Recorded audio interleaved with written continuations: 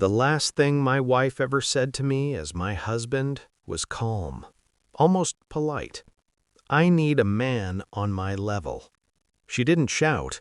She didn't cry. She said it like a business decision, already approved by the board. I stood there, silent, watching her pack pieces of a life I thought was mutual. In that moment, I realized something painful and permanent. Love, to her, had always been temporary. Status was not. The divorce was quick. In the courtroom, she never once looked back. Her lawyer spoke confidently. Her father sat behind her, arms crossed, eyes sharp, measuring me the way men measure mistakes. I didn't fight for the house. I didn't argue over assets. I didn't ask for time. I signed, I stood, I walked out. They mistook silence for defeat. 3 months later, her face appeared on my screen again. Not in my phone, on a news article. Adrian Wolf marries socialite in private ceremony. Adrian Wolf. The name carried weight now. Tech acquisitions, luxury real estate, logistics networks stretching across borders. Magazines called him visionary. Podcasts called him self-made.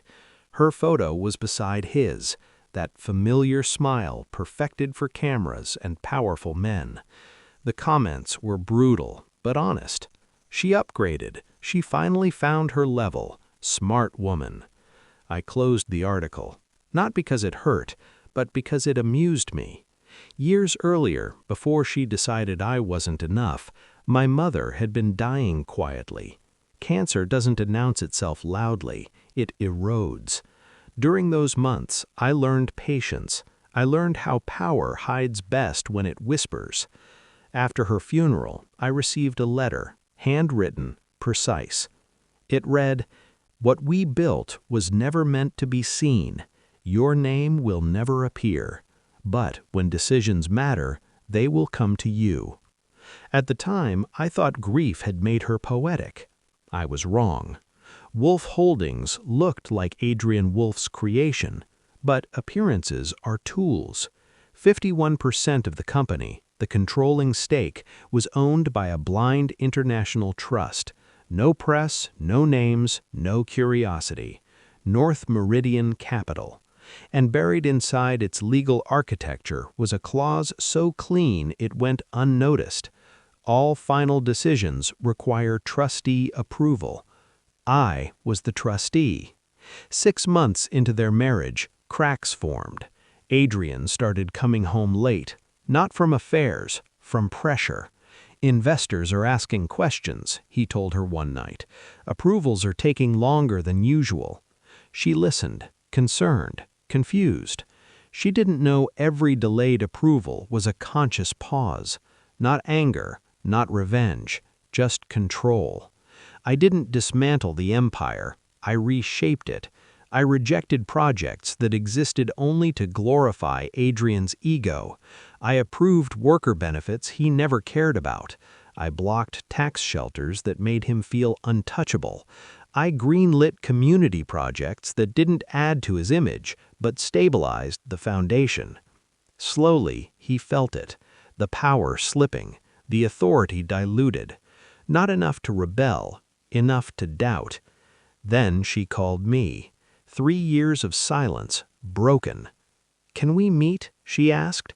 Her voice wasn't strong anymore. It was careful.